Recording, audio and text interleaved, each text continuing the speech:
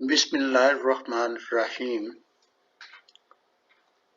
Biology 10th class chapter 17 हमने शुरू किया हुआ है और फर्मेंटेशन के बारे में हम जानेंगे। फर्मेंटेशन जो है ये बायोटेक्नोलॉजी का एक अहम ये टर्म है जिसे इस्तेमाल किया जाता है। आइए हम सबसे पहले फर्मेंटेशन के बारे में जानते हैं।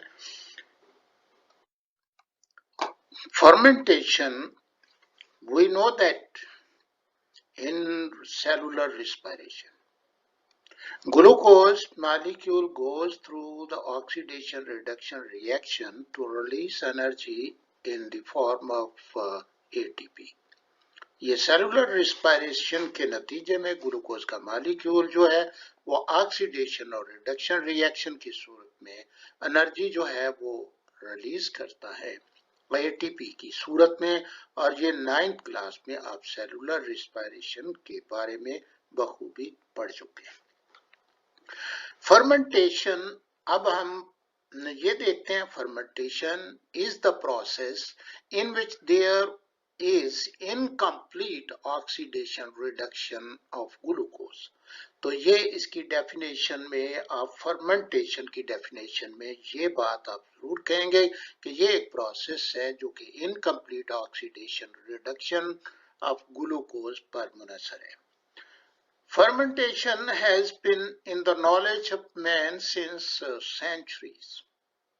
अब ये बात भी आप कह सकते हैं कि फर्मेंटेशन के बारे में सदियों से इल्म इंसान रखता है। बट इट वॉज बिलीव, लेकिन ये तस्वर किया ये यकीन किया जाता था that it is purely a chemical process, कि ये एक केमिकल प्रोसेस है। इन 1857 Pasteur, अब ये Louis Pasteur convinced the scientific community. यहाँ पर आप ये बात याद रखें कि ये इसने जो एक्सपेरिमेंट किया था और साइंटिफिक कम्युनिटी को कन्विंस किया था अपने एक्सपेरिमेंट के साथ that all fermentation are the result of microbial activity. और इसने ये बात कही थी कि माइक्रोबियल एक्टिविटी की वजह से ये फर्मेंटेशन टेक प्लेस होती है। He showed that fermentation is always accompanied by the development of microorganism।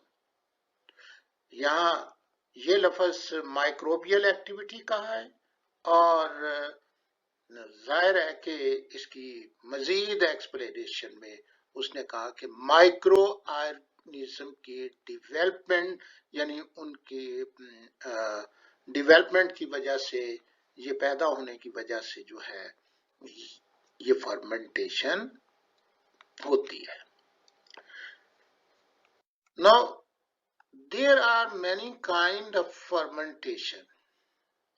अगर हम ये बात जानते हैं कि फर्मेंटेशन बहुत किस्म की है, तो हमें ये बात जाननी होगी कि हर किस्म की fermentation, each kind is characteristic of particular microbial group, और ये खास किस्म का माइक्रोबियल ग्रुप है, माइक्रो ऑर्गेनिज्म का ये ग्रुप है, खास किस्म का जो खसूसियत उनकी खसूसियत की वजह से है। हर kind, each kind is the characteristic of particular microbial group. अब इसी को आगे बढ़ाते हुए वो कहता है, देखिए fermentation are classified.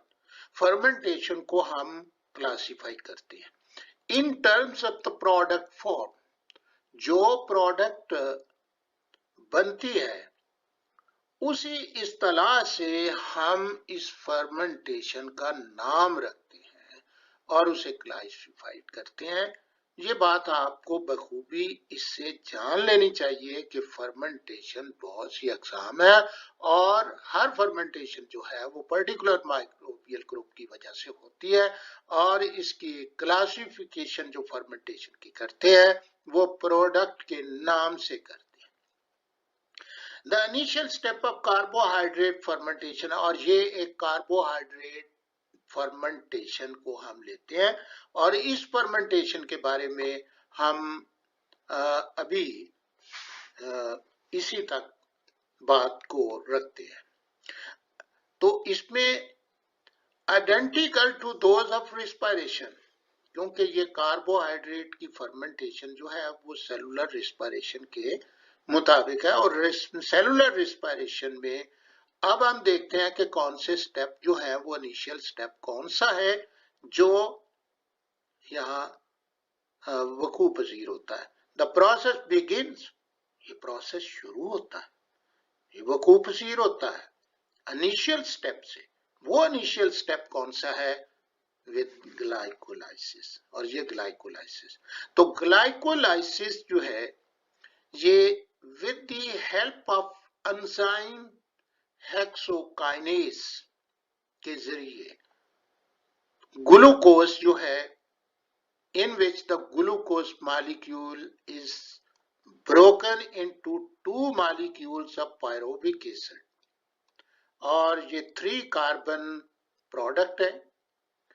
Pyruvic acid जो है ये बनता है।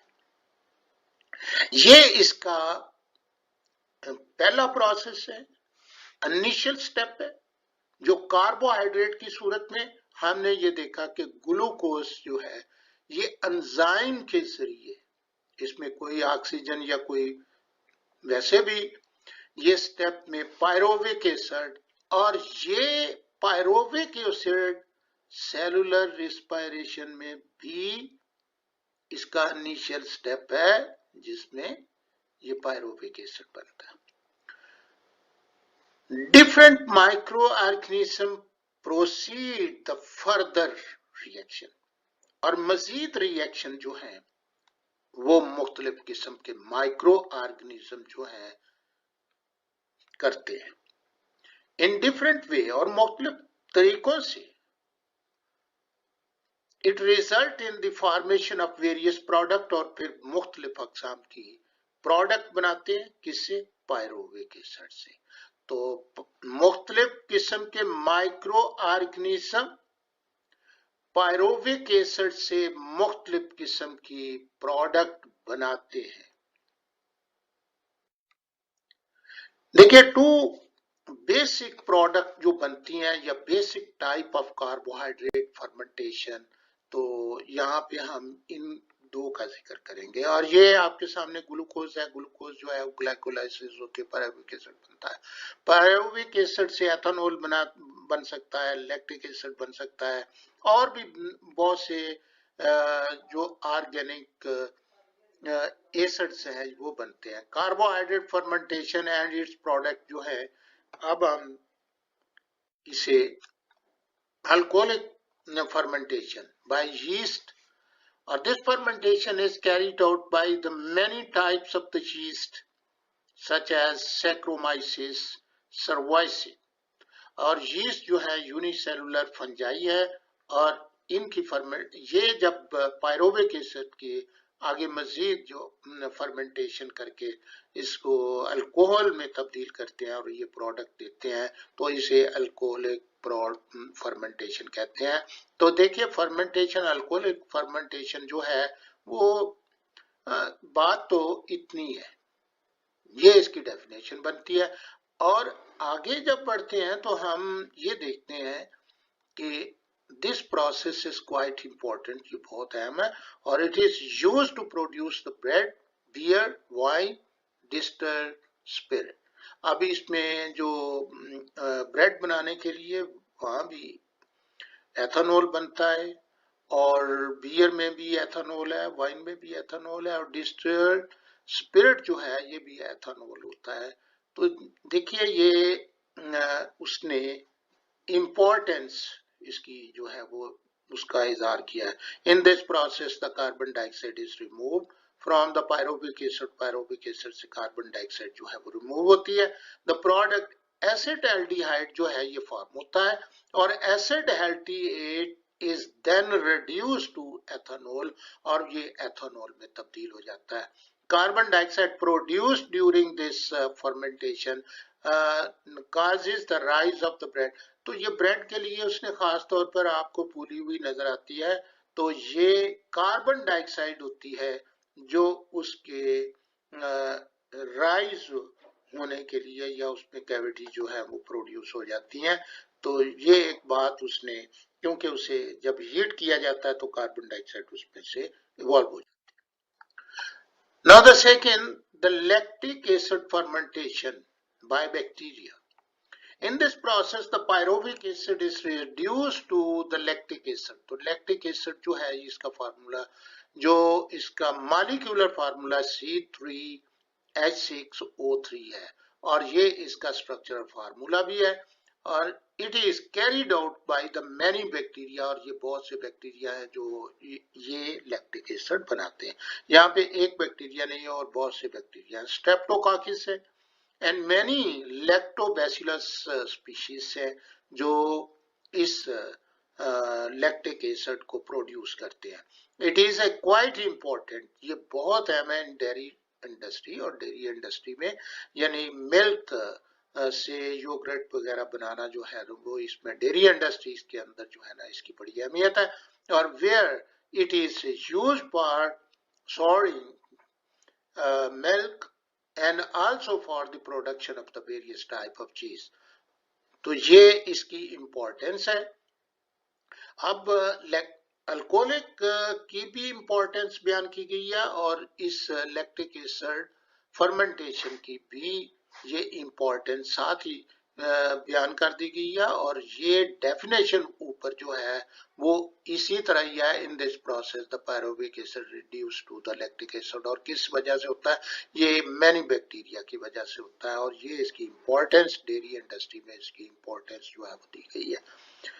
तो स्टूडेंट ये थी फर्मेंटेशन, और फर्मेंटेशन को नेक्स्ट हम बायोटेक्नोलॉजी से रिलेट करने के लिए तो ये नेक्स्ट लेक्चर में आपको बात बताई जाएगी। Thank you very much. अस्सलाम वालेकुम।